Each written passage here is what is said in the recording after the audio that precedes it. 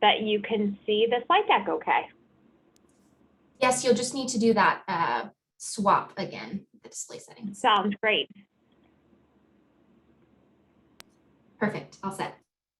Great, thanks so much, and thank you everyone for joining today.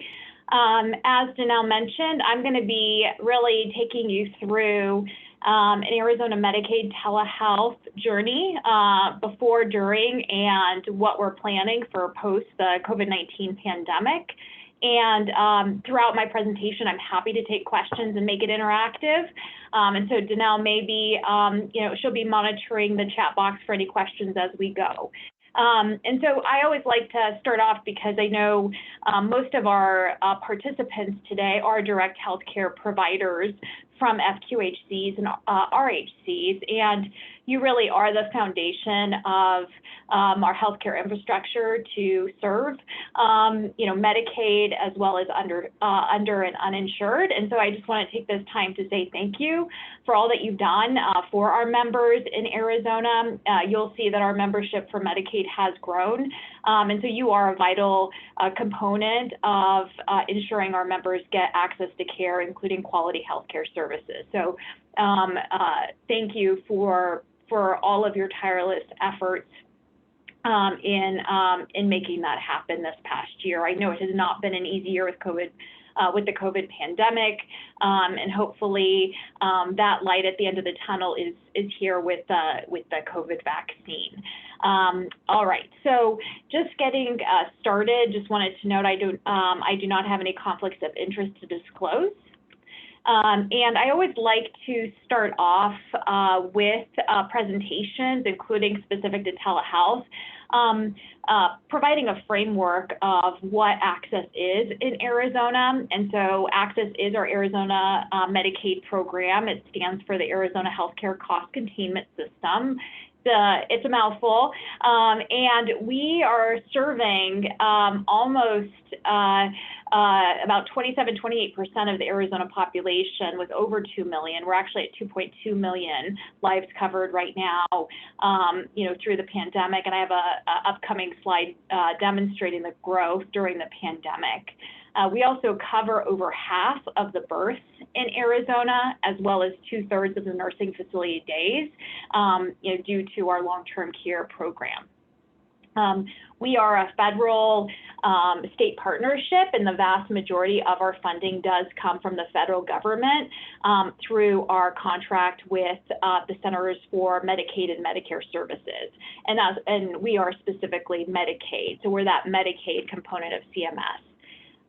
Something that I'm really proud about is that we do not have a separate Medicaid system in Arizona versus the rest of our healthcare system, as we have over 100,000 providers registered with us. So we have a really good penetration rate of licensed practitioners that actually take Medicaid and provide services either through fee-for-service or through our managed care organizations. And then I'll be going through a little bit, just high level, around what our healthcare infrastructure looks like from the payer standpoint. And so we have been mandatory managed care in Arizona Medicaid since the inception of Medicaid in 1982.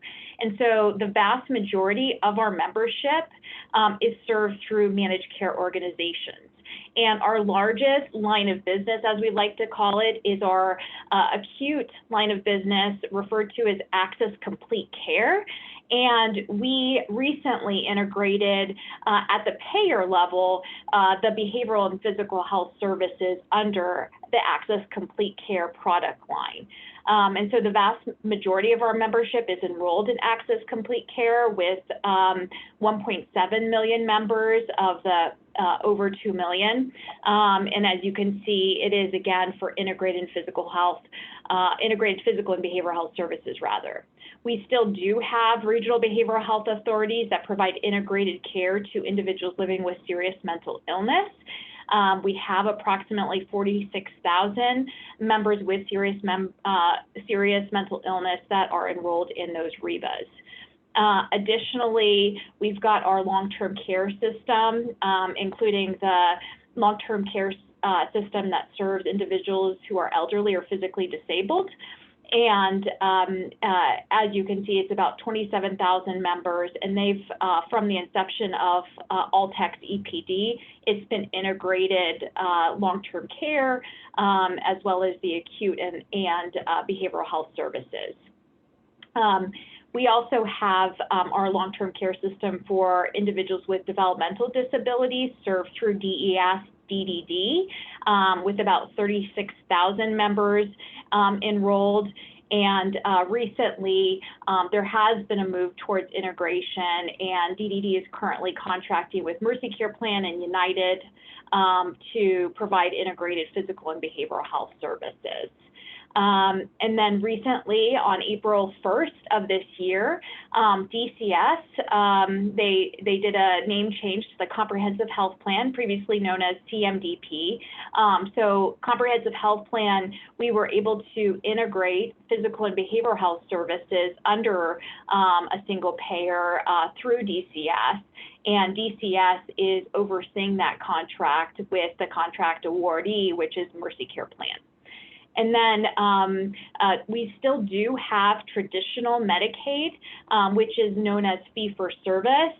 And our largest population is our American Indian Health Program, where we serve around 126,000 members.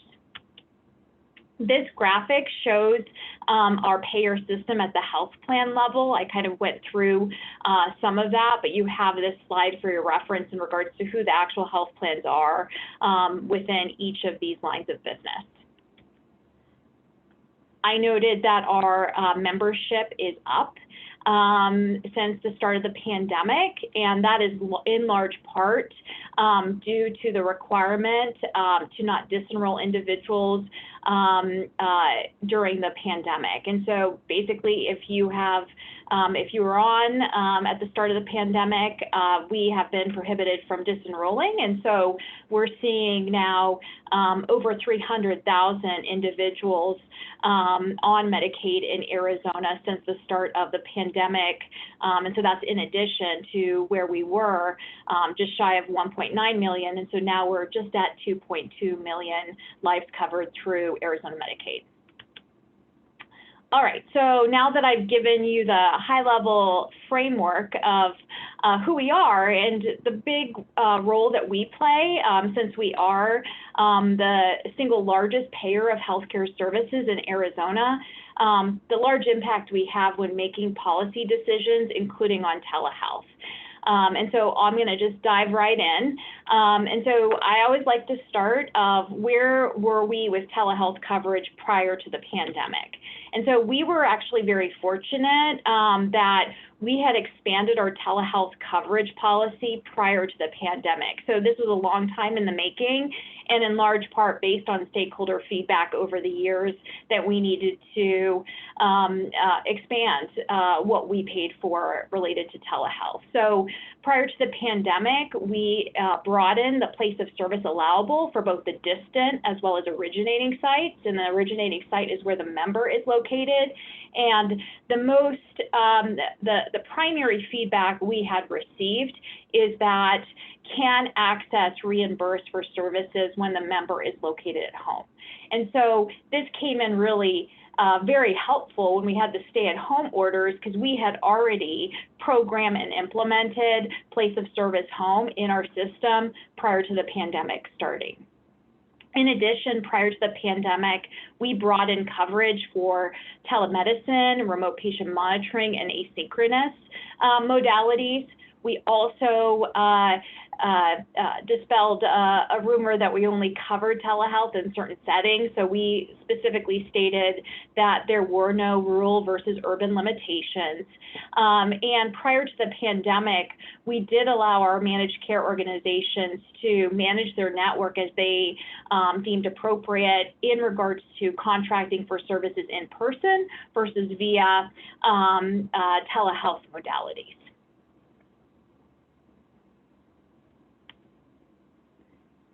And so I'm demonstrating now through this slide the changes that we made pre-pandemic to coverage of telemedicine, otherwise known as interactive audio video.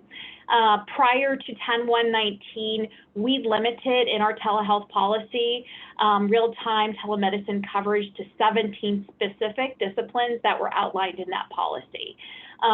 Starting 10/1/19, we removed any restrictions from a payer standpoint around disciplines, and we deferred to scope of practice and standard of care in regards to that coverage. Related to asynchronous, otherwise known as store and forward, prior to 10/1/19, we covered asynchronous technologies in very limited circumstances. And starting 10/1/19, we expanded that to include dermatology, radiology, ophthalmology, pathology, neurology, cardiology, behavioral health.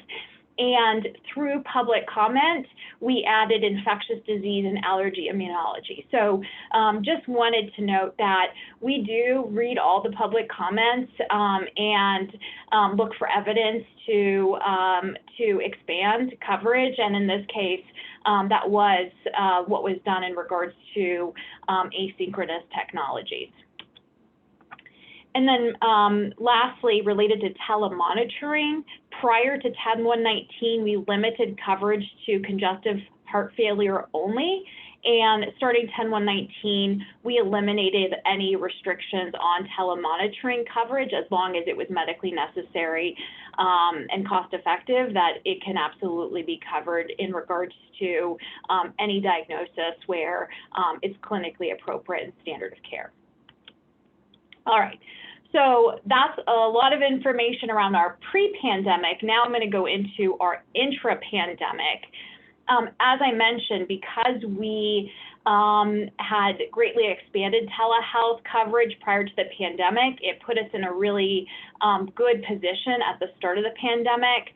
We held multiple provider sessions and listened to feedback from multiple stakeholders really at the start of March of last year.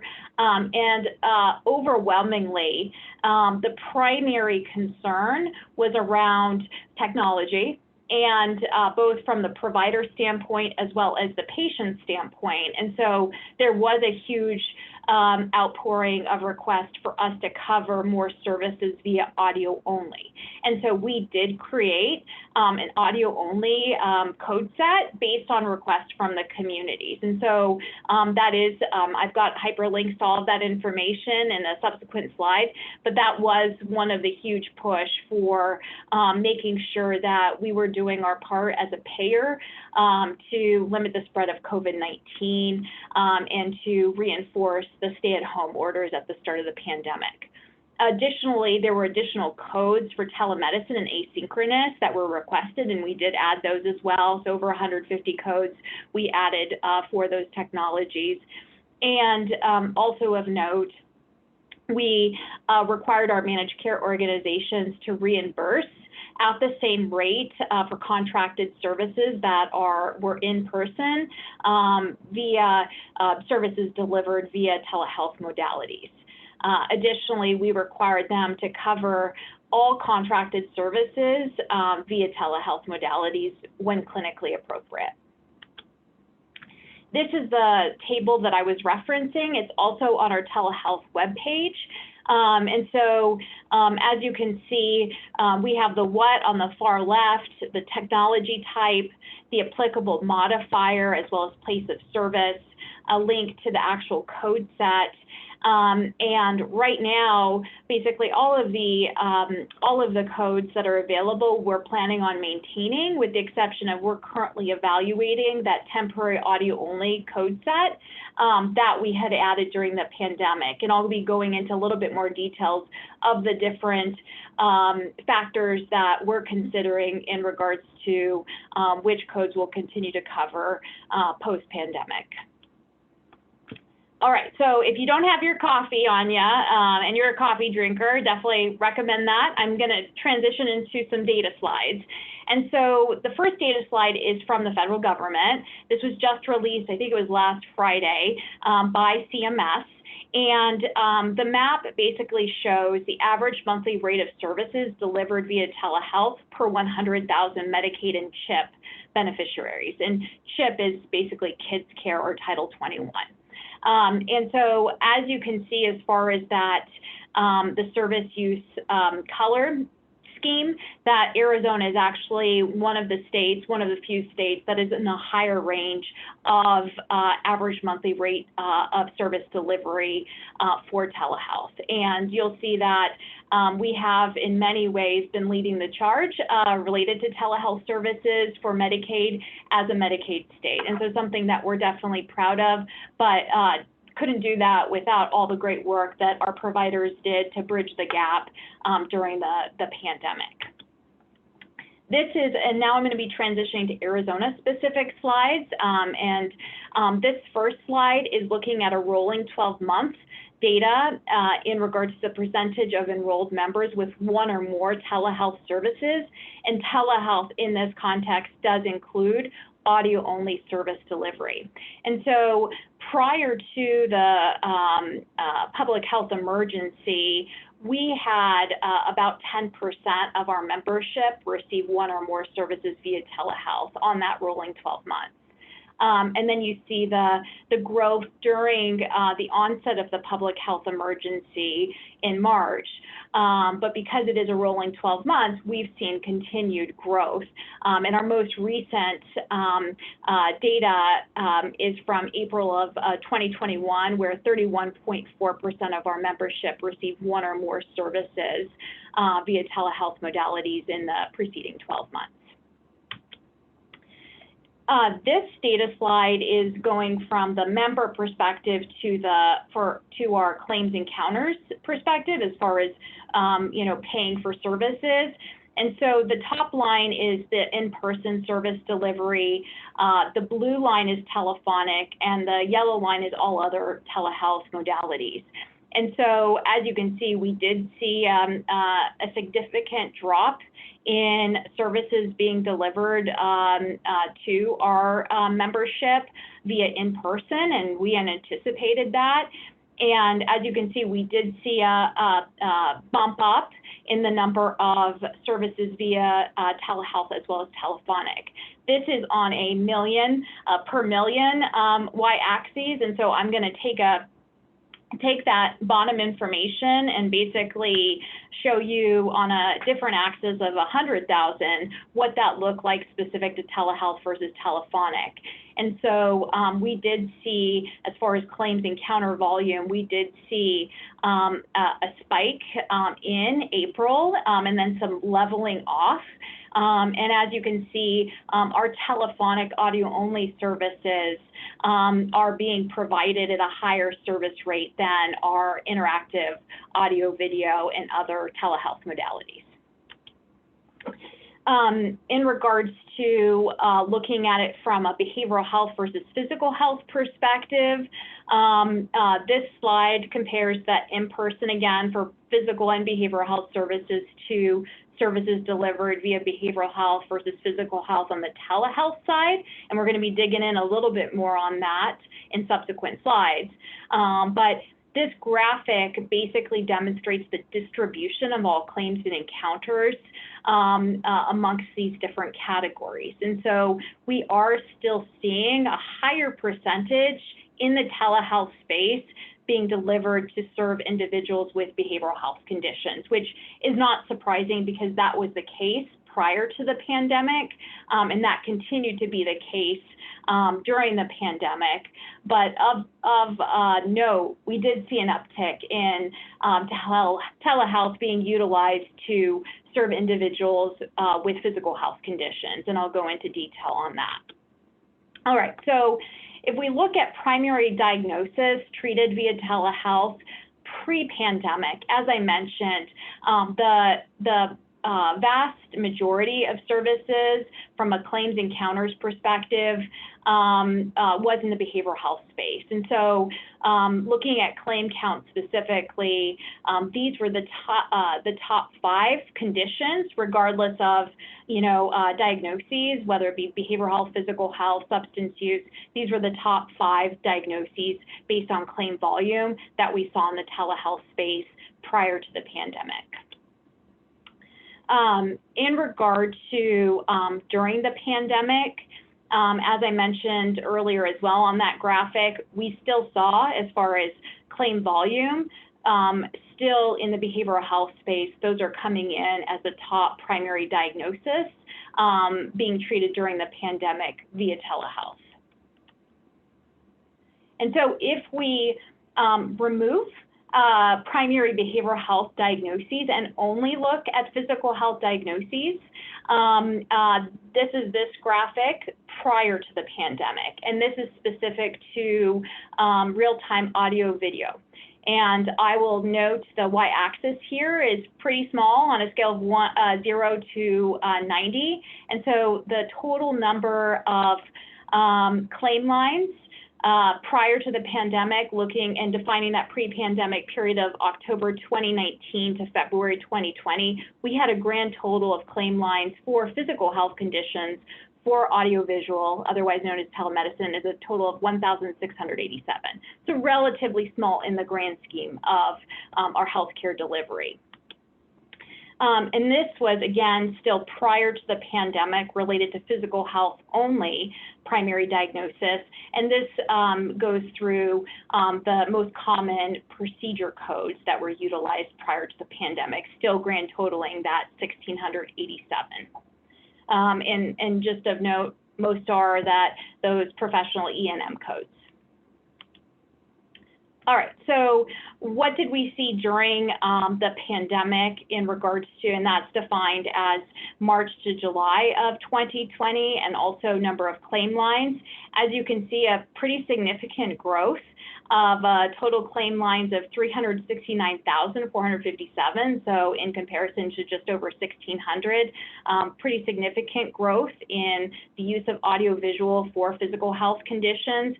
And these were the most common conditions, including the unspecified lack of expected normal physiological development in childhood, cerebral palsy, and then also that essential primary hypertension. And then these are the most common procedure codes that were used during that during the start of the pandemic, as defined by March to July 2020. And as you can see, T1015 does come up in the top in regards to utilization. And so T1015 is a very specific code in our system that FQHCs and RHCs can utilize. So that is a reflection that our FQHCs and RHCs are using interactive audio video for physical health conditions. And switching gears now to the temporary telephonic code set, so that audio-only code set that I had mentioned. This is looking at the total number of claim lines as well in regards to diagnoses. And so this demonstrates that essential hypertension, that was one of the primary diagnoses used when providers billed for audio-only services. And so that is something of interest, as well as these other conditions that our healthcare providers were able to use the audio-only modality to provide healthcare services specific to these physical health conditions. And then this is the temporary telephonic as far as the most common procedure codes. And T1015 comes in as number 1. So again, does demonstrate that our FQHCs, RHCs are using audio only specifically to serve individuals' primary physical health conditions during the pandemic. All right, so that was a lot of information in a very short period of time. I'll take a breath now and see if there's any specific questions that we want to go to now before I go into the next part of the slide deck. No questions have come through yet. Okay, great. All right, so the next part that I was going to highlight is in regards to our reimbursement policies specific to telehealth and pertaining to FQHCs and RHCs. And so many of you are probably aware that we do pay the all-inclusive rate per visit, and that's the PPS rate. and that's specific to our FQHCs and RHCs. And we have our provider manual, our fee-for-service provider manual. It's an addendum to Chapter 10 that outlines the more detailed billing guidance in regards to the PPS rate, including the definition of an FQHC RHC visit, which is a face-to-face encounter with a licensed access registered practitioner. And so much more detail in regards to the billing and the claiming can be found in the access policy. So at the start of the pandemic, there was this federal guidance provided by CMS, and there's a hyperlink there in regards to if we needed to submit a state plan amendment to pay the same PPS rate for telephonic services as services delivered in person. And this was a response from CMS. And so based on the fact that we did not specifically define face-to-face encounter in our state plan, we determined that no state plan amendment was necessary. Subsequently to that, we did issue these telehealth frequently asked questions specific to FQHCs. And that second one, as you can see, we referenced that March 2020 guidance and clarified that for service delivered offered via telehealth within the scope of the FQHC and RHC benefit, that health plans and our fee-for-service program will pay the established PPS rate. And so that includes the telephonic service delivery. All right, so now that I've gone through pre-pandemic, intra-pandemic, and a quick snapshot on our Medicaid coverage as far as our reimbursement policies to FQHCs, RHCs for telehealth, I'm going to go into our post-pandemic planning, which is underway. And so the one area that has pretty significant interest is around the audio-only coverage. And so we're currently looking at that comprehensive temporary audio-only code set to evaluate, the clinical appropriateness once in-person healthcare delivery has resumed, and we're moving in that direction related to the pandemic. And then also coupling that, or really balancing, I should say, against access for a membership to audiovisual healthcare delivery. So specifically, we are very mindful of our population living at or near poverty levels, and the cost of streaming, getting broadband access, having a smartphone as a potential barrier to receiving services via audio video versus audio only. We also understand that there's still a lot of work to be done in regards to the broadband infrastructure, including in our rural communities. And so we are very thoughtful around making policy coverage decisions to make sure individuals still have access to care. Additionally, we anticipate that NCQA will be releasing their HEDIS specifications, and that'll be sometime in July for the following measurement year. And so we want to be sure to be thoughtful of where we are measuring healthcare system performance, that the performance measure steward does permit the incorporation of audio only or audio visual technologies into actually counting towards that numerator. So that is another consideration we have, as well as continuing to look at our expenditures and monitoring for fraud, waste, and abuse. Additionally, right now, we have our CAP survey for our major lines of business, including our ACC, underway, and we did adopt a specific telehealth supplemental question section. We were able to work collaboratively with Oregon Medicaid and adopted their specific telehealth supplemental questions so that we could potentially do some cross-state comparisons. I anticipate that that analysis will be done by late summer, early fall of this year. And then wanted to note, and this is almost my last slide, that our telehealth policy flexibilities, including the pay parity, have been extended through the rest of this calendar year. And we're planning to finalize our telehealth coverage decisions 1 quarter prior to the end. So by 10/1 of 21, so that the healthcare system will be able to plan accordingly based on our final decision.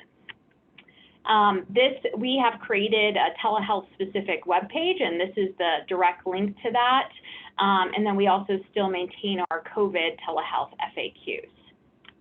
All right, so that takes me to the end of the PowerPoint, and I'm happy to open it up to questions. Thank you, Dr. Salek. We did get one question so far. How does House Bill 2454 affect future audio visit plans? Yeah, and so I believe the House bill that you're referencing is the commercial telehealth coverage bill. And so I'm glad you brought that up, because although it is specific to the commercial world, the commercial space, that we are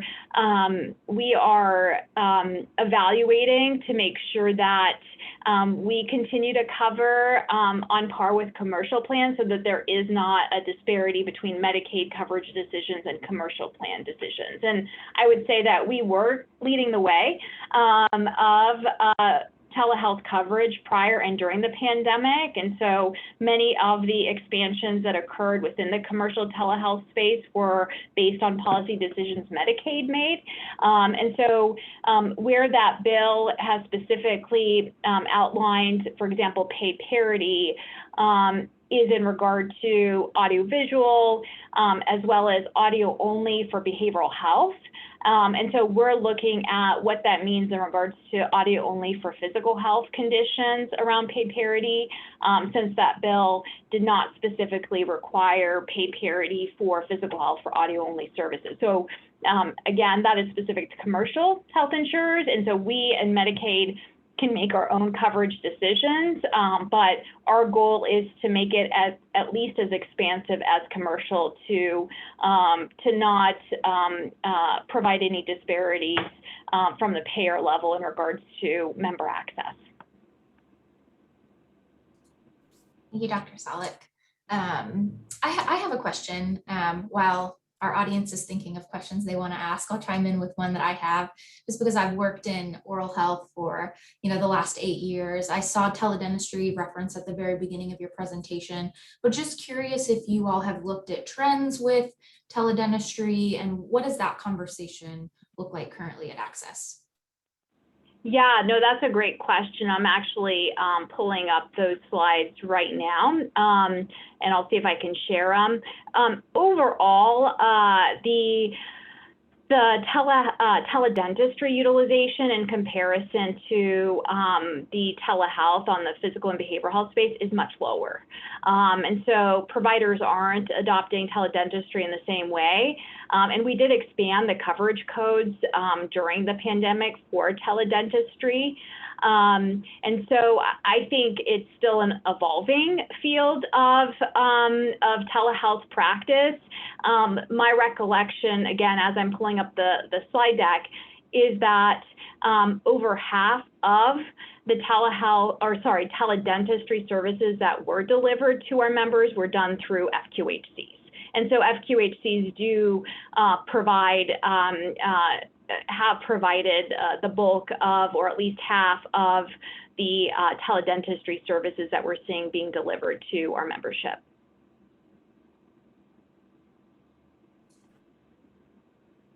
Thank you. Did you want to bring up those slides, Dr. Salek? Or? Yeah, as folks are potentially asking other questions, I'm looking for that slide deck as we speak. Okay, no problem. We did get one more question in. Do you want me to hold off on reading it, or go ahead? No, okay. I can multitask. Okay, perfect. Can we hear more about the data share with the state of Oregon? Oh, yeah, that sounds good. So basically, through the pandemic, we've partnered with a lot of other states. I've had the fortune of collaborating and co-presenting with Colorado, Oregon, as well as other states. And what we're hoping to do is basically our CAP survey is looking at member satisfaction in Arizona, and we specifically are asking them around what their experience was with telehealth.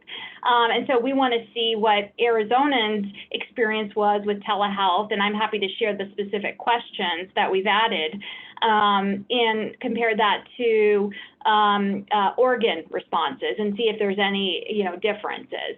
And then based on our presentation, I think other states are also going to add those specific questions. And so we might have a multi-state comparison around member satisfaction related to telehealth. So that is something that is really exciting because one of the primary forces from my perspective that needs to help inform our telehealth policy is member satisfaction.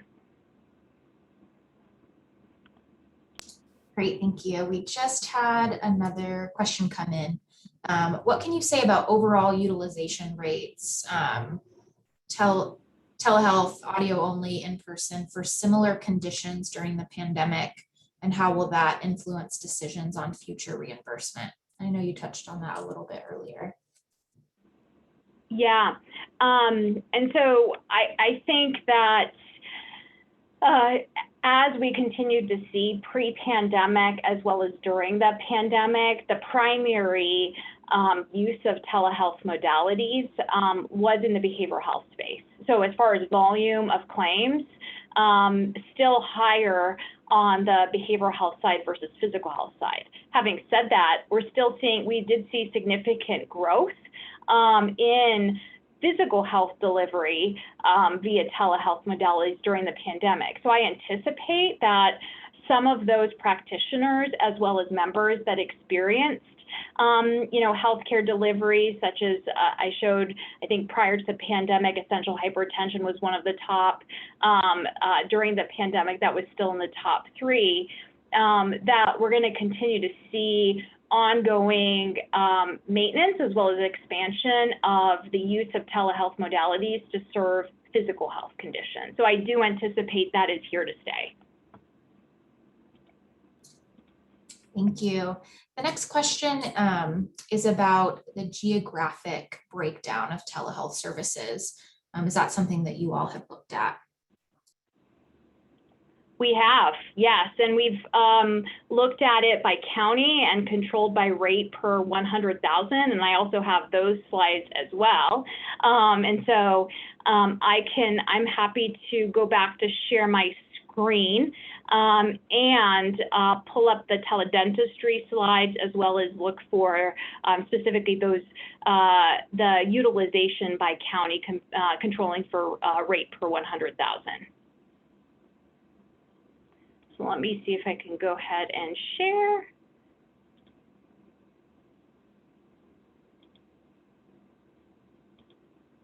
Okay, so hopefully you can see my screen here. We can. Perfect.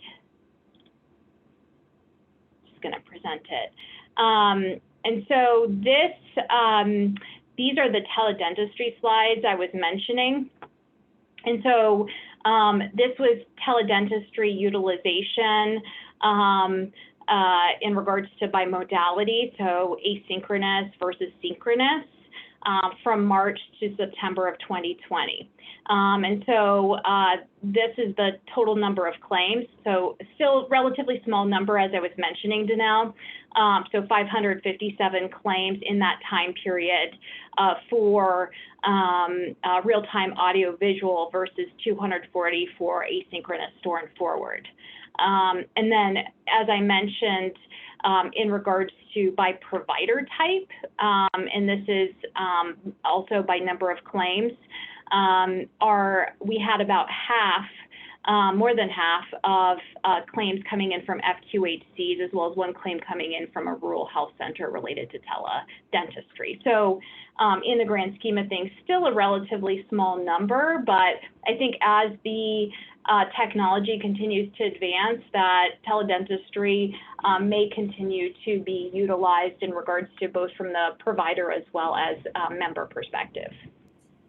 Thank you, Dr. Salek. And while you're switching to the geographic slides, I'll just say that a number of our health centers are engaged in a multi-state learning community around using telehealth for oral health and using it more for prevention, like we see in medicine, right, with diabetic patients, hypertensive patients, approaching oral disease that way as well, and using telehealth a little bit differently. So we look forward to having future conversations with Access about that down the road.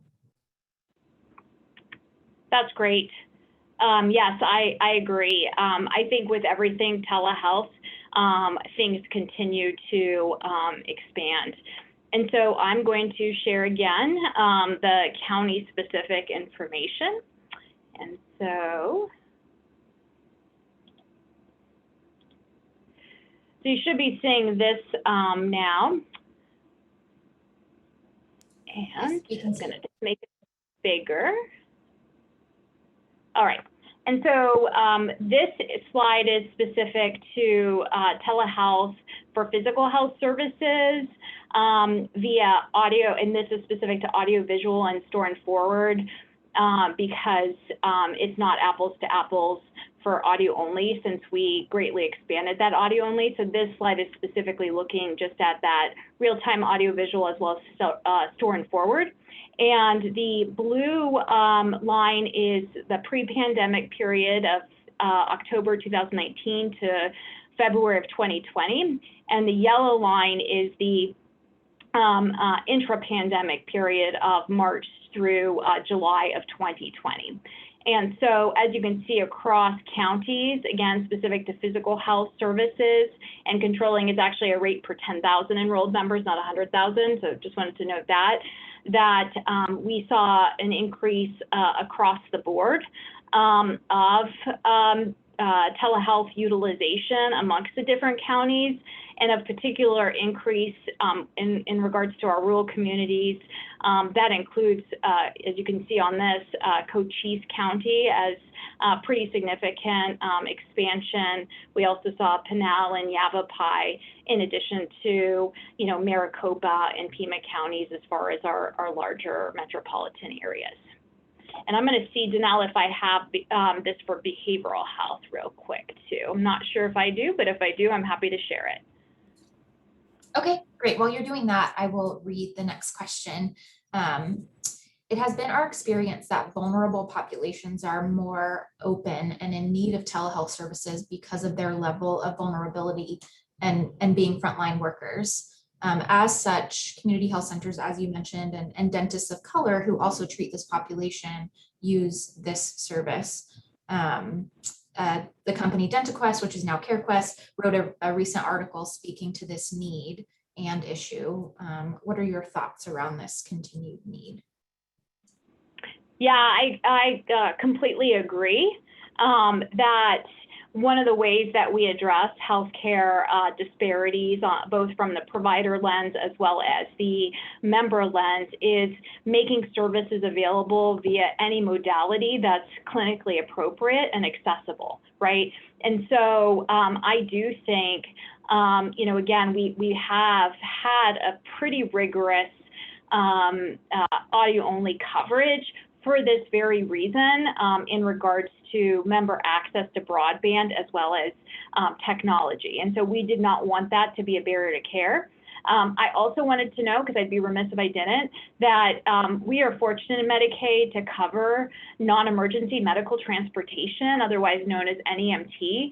And so as we're starting to move back into in-person visits, as more and more folks are getting vaccinated, that continues to be a covered benefit that should continue to address healthcare disparities, including access to transportation, whether or not you live in a rural versus metropolitan area.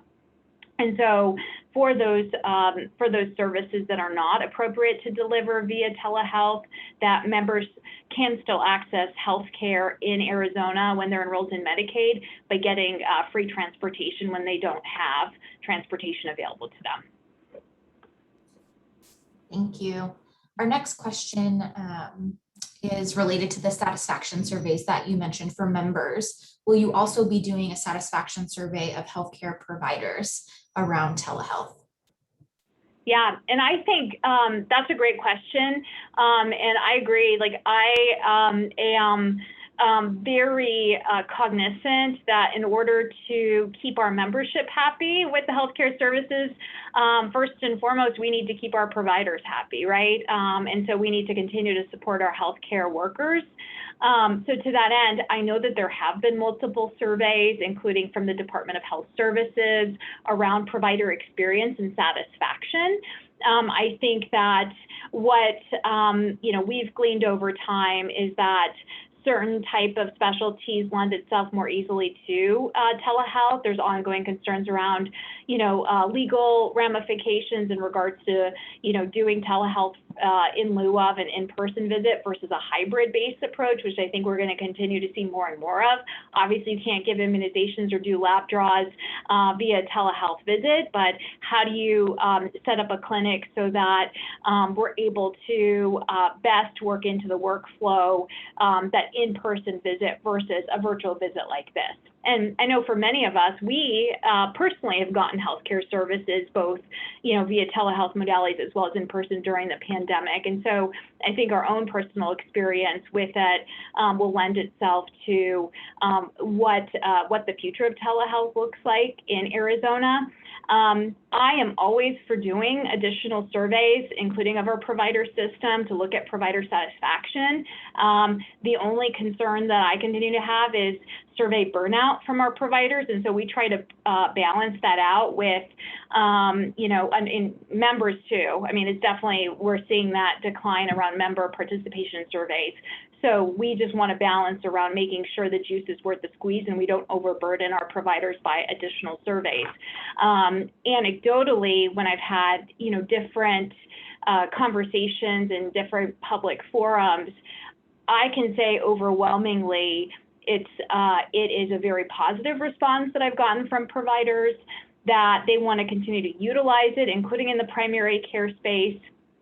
That their no-show rates anecdotally are down. So they are seeing more and more people because it's easier to, jump on the phone or jump on a computer or a smartphone than it is to physically go into an office.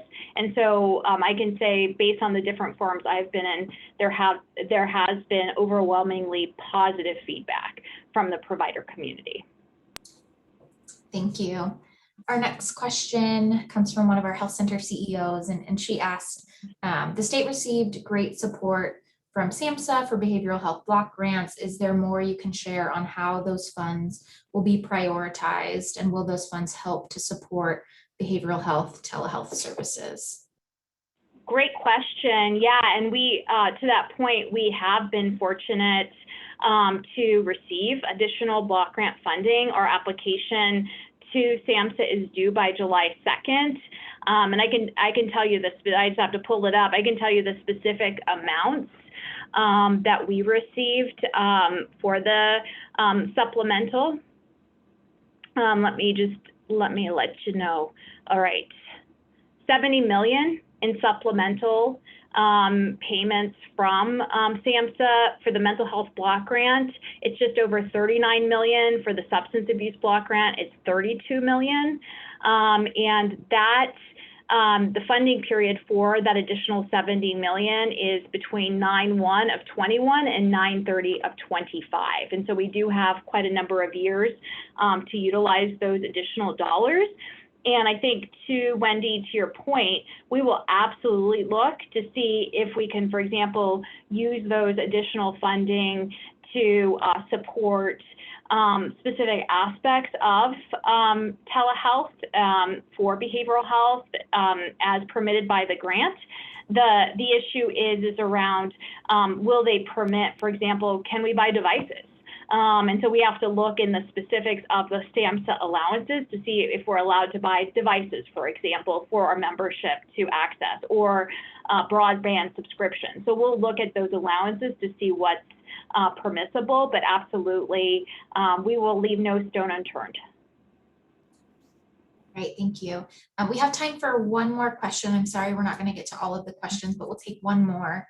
I have heard from some of our nurse practitioners that there is a movement in their specialty group to recommend against telehealth visits for nurse practitioners who are new graduates, so less than 2 years in practice. The rationale is that they need more hands-on experience to appropriately assess patient complaints. Have you heard about this, and do you have an opinion on it? I have not heard about this. This is the first time hearing about it. I think that, you know, as I mentioned, so we're coming from the payer standpoint, and we would defer to the licensing entity around scope of practice, including new grads. So it would really be the nurses board, the board of nursing, that would decide in regard to that, including scope of practice for new grads. I think, you know, wearing the lens and kind of putting my hat on, obviously I have practiced, including both in person as well as via telehealth. And I'm a physician by training. I'm a child and adolescent psychiatrist as well as an adult psychiatrist. I've also worked in addiction medicine. And definitely there's something to be said around in-person service delivery, particularly around addiction medicine, where we do a lot of objective data collection.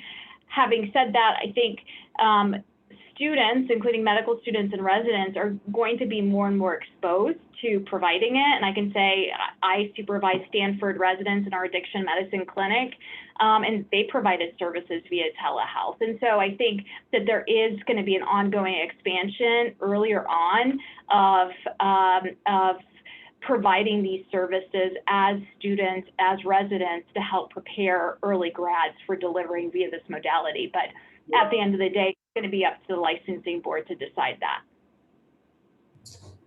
All right, thank you. And thank you everyone for your great questions. I'm sorry we didn't get to all of them. Dr. Salek, we really appreciate your time and for being with us, sharing all of the great information and responding to all